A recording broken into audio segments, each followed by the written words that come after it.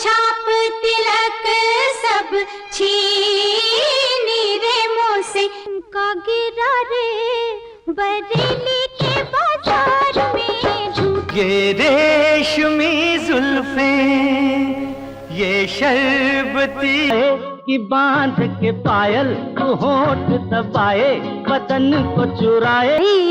बरखा बहार परे अंगना हुआर तेरे बचपन तू जा जवानी पारिया। कहीं पे निगाहें कहीं पे निशाना कहीं पे तेरी आँखों के सिवा दुनिया में। अच्छा जी मैं हारी चलूं जाऊं ना। देखी सब कुछ कहता है ये सावन क्या कहता है। जइयो नौकरिया छोड़ के तुर पैया। शराब के शौकीन सुपरहिट राज खोसला महेश भट्ट की बहन से प्यार कर बैठे और बन गए एक नाजायज बच्चे के पिता। एक से एक सुपरहिट फिल्मों और गाने देने वाले ये निर्देशक ने आपको टैलेंटेड नहीं लकी मानता था। खूबसूरत साधना के साथ एक लंबा कलात्मक पारिवारिक व्यावसायिक और पेशेवर रिश्ता रहा इस फिल्म निर्देशक का। विवाह के अतिरिक्त रिश्ते से उन्हें एक बेटा हुआ जो आज एक सफल फिल्म निर्देशक है। जीवन के अंत में असफलता से जूझते हुए वे एकाकी हो शराब के गर्त में डूबते गए और मौत को लगा लिया गले। 3 दिनों तक पड़ा रहा इस बेहतरीन निर्माता निर्देशक का मृत शरीर अस्पताल में।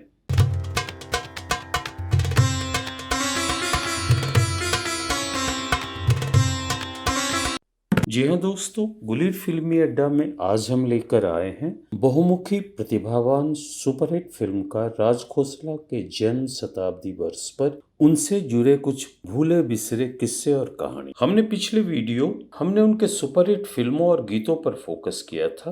कई दर्शकों ने हमें उनके रोचक व्यक्तिगत जीवन के बारे में भी बताने का आग्रह किया। फिल्मों की सफलता का राज खोसला को कभी गुमान या घमंड नहीं रहा। वे इसके लिए ऊपर वाले की नजर और दर्शकों के प्यार को क्रेडिट देते थे। उनका कहना था कि फिल्में फिल्मकारों के भाग्य और सिनेमा प्रेमियों की वजह से सफल या असफल होते हैं। राज खोसला ने लगभग 25 सालों तक हिंदी फिल्मी दर्शकों के दिल पर राज किया। राज खोसला जिन्होंने पार्श्व गायन में असफल होने के बाद देवानंद के सलाह पर गुरुदत्त से फिल्म निर्माण और निर्देशन की बारीकियों को सीखा। 1955 की मिलाप के साथ फिल्मी सफर का आगाज किया। रोमांटिक कॉमेडी मिलाप में देवानंद हीरो और गीता बाली हीरोइन थी। चली ने अगले साल 1956 में गुरुदत्त निर्मित सीआईडी का उन्होंने निर्देशन किया, जिसमें देवानंद और शकीला मुख्य भूमिकाओं में थे। दिल तो आवारा न जाने किस। और वाहिदा रहमान की यह पहली हिंदी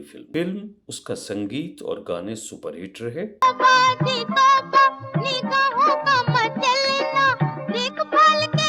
अभिनेत्रियों की सुंदरता को फिल्मी पर्दे पर उतारने की उनकी कला का समीक्षकों और दर्शकों ने खुले दिल से स्वागत किया। राज खोसला उनकी बेटी अनुता खोसला पुरी के शब्दों में खूबसूरत महिलाओं को मोहित करने में माहिर थे और 18 से 80 साल की महिलाओं का दिल अपने बेतकल्लुफ आकर्षक मनमोहक सम्मोहक अंदाज से बड़े आसानी से जीत लेते। किंतु वे महिलाओं का सम्मान करते थे और उन्होंने अपनी अभिनेत्रियों के साथ कभी फ्लर्ट नहीं किया। वे एक बेहद ही भावुक रोमांटिक इंसान थे और भावुकता का प्रदर्शन से भी उन्हें परहेज नहीं था। अभिनेत्रियों के मजबूत सशक्त रोल और उनकी खूबसूरती को पर्दे पर उतारने, अच्छे गाने और संगीत से सज्जित फिल्में बनाने वाले राज खोसला को विमेंस डायरेक्टर के तौर पे भी जाना जाता है। उनकी फिल्मों की कहानियां और पटकथा जो वो खुद लिखते थे में कई बार दिख जाती थी उनकी निजी जिंदगी के कसमकस की झलक। जैसे कि जब उनके दोस्त उनका साथ छोड़ने लगे तो उन्होंने दोस्ताना बनाई। दोस्त किस्सा ये क्या हो गया। मैं तुलसी तेरे आंगन की में उनके निजी पारिवारिक संबंधों की झलक दिखती थी और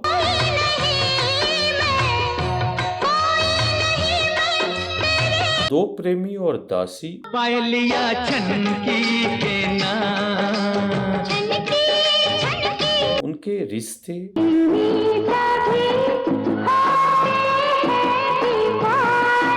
और संगीत के क्षेत्र में असफलता की कहानी बताती। राज खोसला का जीवन भी उनके फिल्मों की तरह रोमांस, रहस्य, रोमांस से भरपूर रहा। वैसे उनकी शादी उषा खोसला से लुधियाना में ही हो गई थी। कहते हैं कि मेरा साया और दो बदन के निर्माण के दौरान उनके सहायक महेश भट्ट की एक चचेरी बहन फिल्मों में काम की तलाश में अक्सर उनसे मिलने आती थी। राज खोसला को वो भाग गई। पत्नी उमा ने इसका विरोध किया, किंतु उनका प्रेम गुपचुप चलता रहा और इस नाजायज रिश्ते से 1968 में उनके एक बेटा मिलिंद हुआ। क्योंकि उनकी शादी हो नहीं सकती थी, तो कुछ दिनों की बाद मिलिंद की मां ने अभिनेता सुधीर के भाई अर्जुन लुथारिया से शादी कर लिया। अर्जुन ने मिलिंद को स्वीकार कर अपना नाम दिया, जहाँ सोशल और दूसरे मीडियाओं में मिलिंद के जैविक पिता के तौर पे राज खोसला और पालक पिता के तौर पे अर्जुन लुथारिया का नाम आता है। उनकी मां का नाम कहीं भी नहीं पाया जाता है। मिलिंद अर्जुन लुथारिया एक सफल फिल्मकार हैं। वैसे अपने परिवार को राज खोसला फिल्मों से दूर रखते थे। उनके 5 बेटियों उमा, सुनीता, अनीता, रीना और सोनिया में से अनीता और रीना ने 1980 की दो प्रेमी में फिल्मी पर्दे पर दिखी। वे आज भी सक्रिय हैं। राज खोसला ने अपने 66 सालों के जीवन 34 वर्षों के कलात्मक सफर में 26 फिल्मों का निर्देशन किया। उन्होंने 2 फिल्मों का निर्माण भी किया, जिनमें पहली फिल्म 1955 की मिलाप और अंतिम 1989 की नकाब फ्लॉप रही। 1981 से 1989 तक उन्होंने 6 फ्लॉप फिल्में दी और इन फ्लॉप फिल्मों ने उनका दिल और विश्वास तोड़ दिया। जब भी उन्होंने एक साल में 2 फिल्में दी, एक सुपरहिट और एक दूसरी औसत या फ्लॉप रही। जैसे कि 1958 में काला पानी सुपरहिट तो और छोड़ो हाथ छोड़ो 16 साल औसत। ये भी कोई रूठने का मौसम है दीवाने। 1969 में चिराग असफल रही तो 2 रास्ते सुपरहिट। ये आंखें शर्म से झुक जाएंगी। 1973 में शरीफ बदमाश औसत के आसपास रही। आग लगा बरसातों में तुमने बातों बातों में। तो कच्चे धागे सुपरहिट रही। कच्चे धागे के साथ जिसे बांध लिया जाए। 1980 में 2 प्रेमी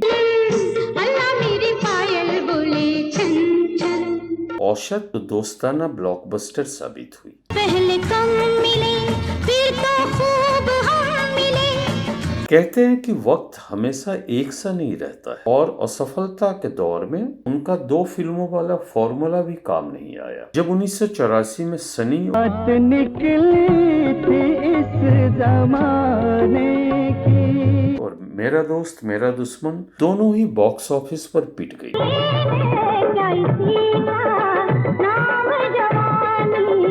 अब राज खोसला का सूरज ढलान पर था। उनका जादू बदरंग और दर्शकों को बांध कर रखने में असफल होने लगा था। वैसे भी angry young man Amitabh Bachchan के आगाज के साथ फिल्मी दुनिया में खासा परिवर्तन आ चुका था। अब फिल्मों में मारधार और हिंसा का बोलबाला था। संगीत से मधुरता गायब हो गई और अभिनेत्रियां हाशिए पर आ गई थी। 1955 के मिलाप की असफलता और 1956 में सीआईडी से एक नए अंदाज की फिल्मों, गीतों और संगीत का जो सिलसिला शुरू हुआ वो दोस्ताना तक चला।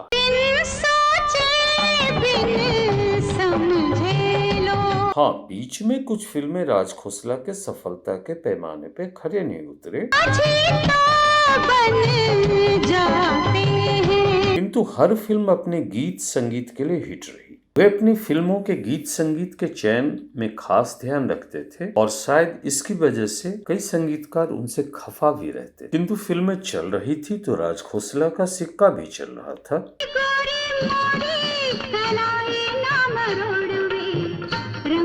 और इस दौर में नामी गिरामी अभिनेता और अभिनेत्रियां उनके साथ काम करने के लिए लालायित रहते। हालांकि उनकी पहली पसंद साधना, आशा पारेख, नूतन, रेखा और मौसमी चटर्जी ही रही। बाद में उन्होंने पद्मिनी कोल्हापुर, फरहान नाज आदि के साथ भी काम किया। अभिनेताओं में देवानंद, मनोज कुमार, सुनील दत्त, धर्मेंद्र, शत्रुघ्न सिन्हा, विनोद खन्ना और बाद में ऋषि कपूर उनके पसंदीदा कलाकारों में थे।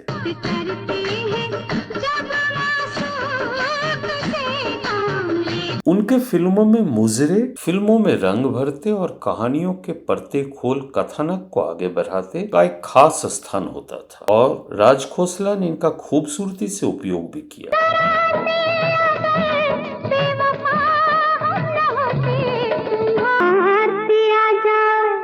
छोड़ दिया बढ़िया पकड़ हरली रे मोती नैना है खूबसूरत लोगों का गिरा रे बरेली के बाजार में झूले घुंघरू मुझे दे दो पूरा छोटा सा बलमुआ भी प्यार ना जानिया जो डाली गजब हो गया गजब जल लागे राजा छोरे बंगले पर।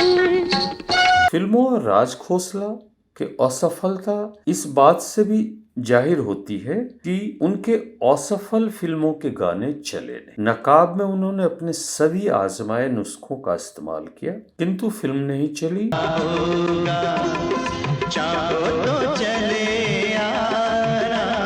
और राज खोसला का दिल पूरी तरह टूट गया। उन्हें लगने लगा कि अब उनका समय बीत चुका है। वे मुख्य धारा से कटते और अपने आप में सिमटते चले गए। उनके दोस्त मानते थे कि वो चूके नहीं हैं और अभी भी बहुत कुछ दे सकते हैं, किंतु सफलता के शिखर पर रहने के आदी राज खोसला इस दौर को झेल नहीं पाए और नशे की दुनिया में गहरे उतरते गए। वैसे वे खाने पीने के शौकीन शुरू से थे, किंतु नशे के नहीं। अब वे विफलता, नाकामयाबी और शराब के नशे में अनाप शनाप बोलने लगे थे। ऐसे में उनके करीबी लोग भी उनसे दूर होने लगे। वैसे भी असफलता का साथ कौन देना चाहता है। और 9 जून 1991 को 66 सालों के राज खोसला का लीवर की बीमारी जॉन्डिस से अस्पताल में मौत हो गया। जब उनकी मौत हुई तो मानो आसमान भी आंसू बहा रहा था और उनका अंतिम संस्कार 3 दिनों के बाद ही हो सका। राज खोसला के जन्म शताब्दी पर गुलीर फिल्मी अड्डा का ये वीडियो आपको कैसा लगा अपने कमेंट के माध्यम से हमें जरूर बताएं। अगर वीडियो अच्छा लगा तो इसे लाइक और शेयर करें और चैनल को सब्सक्राइब करना ना भूलें। धन्यवाद, शुक्रिया।